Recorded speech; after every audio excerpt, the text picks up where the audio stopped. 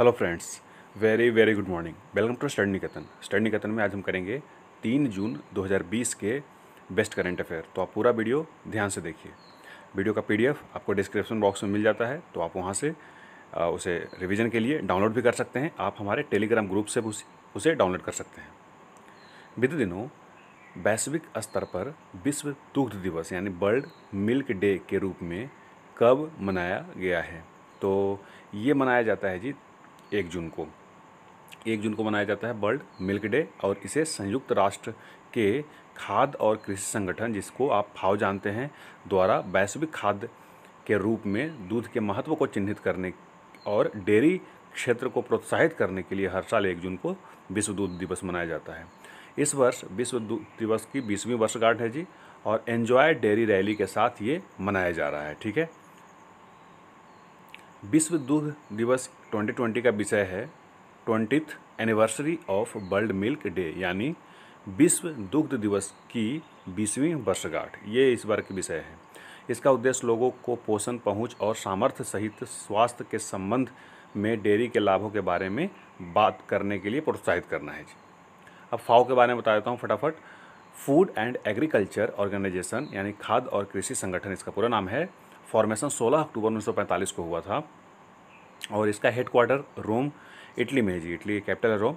Director general है इसके Q डोंगयू। और इसका अगर पेरेंट ऑर्गेनाइजेशन की बात किया जाए तो वो है United Nation Economic and Social council.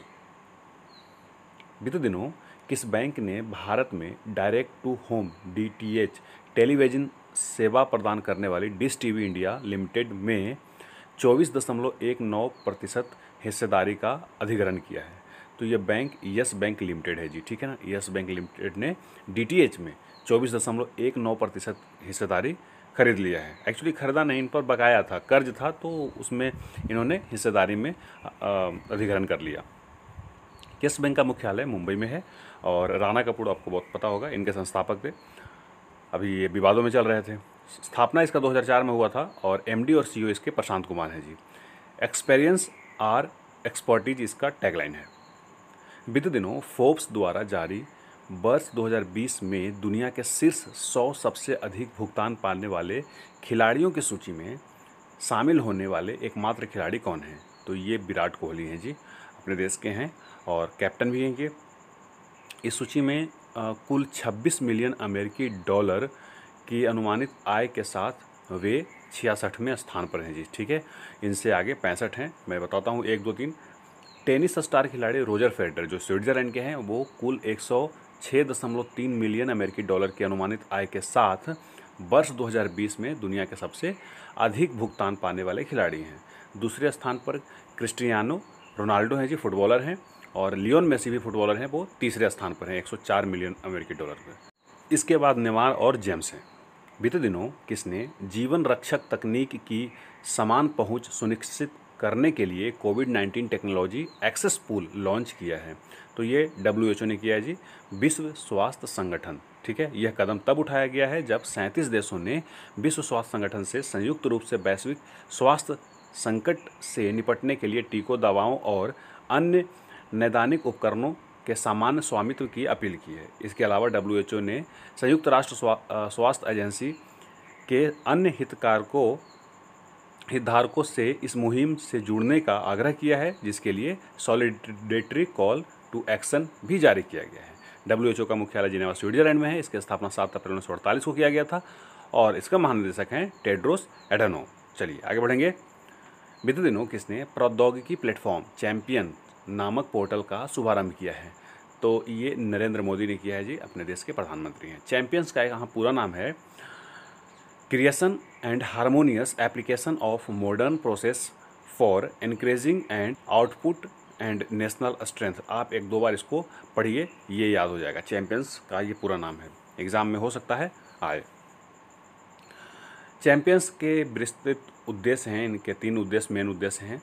शिकायत निवारण करना, MSMEs को नए अवसर उपलब्ध कराना और इसके लिए पहचान और प्रोत्साहित करने के लिए MSME यूनिट्स के लिए।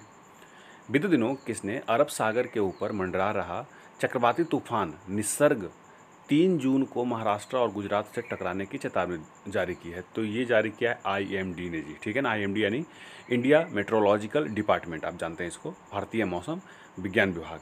भारतीय मौसम विज्ञान विभाग के महानिदेशक हैं मृत्युंजय महापात्र, नाम बहुत इंपॉर्टेंट है, आप याद कर लीजिए, और इसका हेडक्वार्टर नई दिल्ली में है जी, ठीक है। चलिए आगे बढ़ेंगे।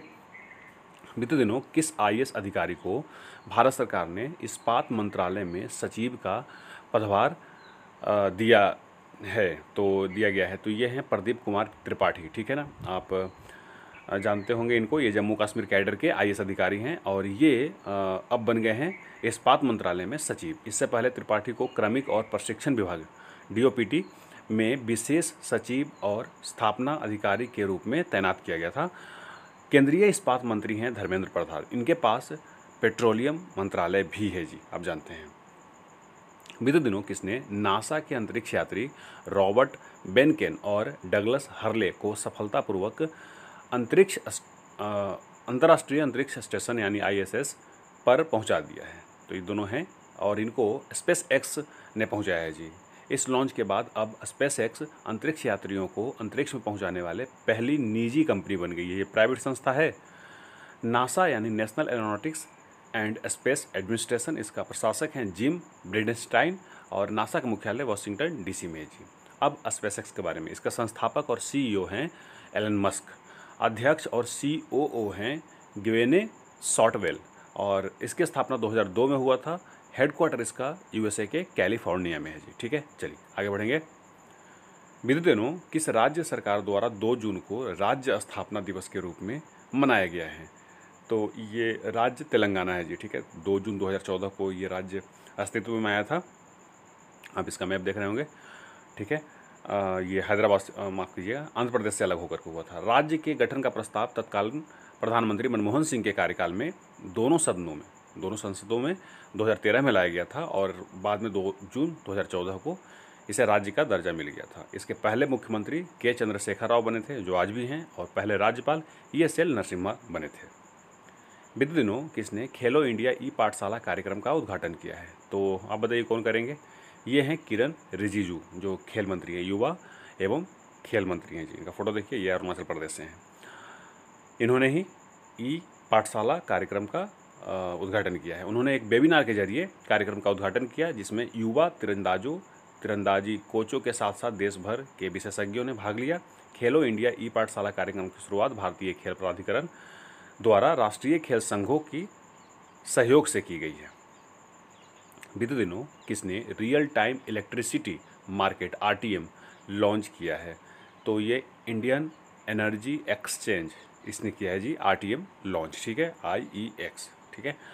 इसका मुख्य उद्देश्य डिस्कॉम को अपनी बिजली आवश्यकताओं की योजना बनाने में मदद करना है जी। इंडिया एनर्जी एक्सचेंज एक इलेक्ट्रॉनिक प्रणाली है जिसे केंद्रीय विद्युत नियामक आयोग CERC द्वारा विनियमित किया जाता है।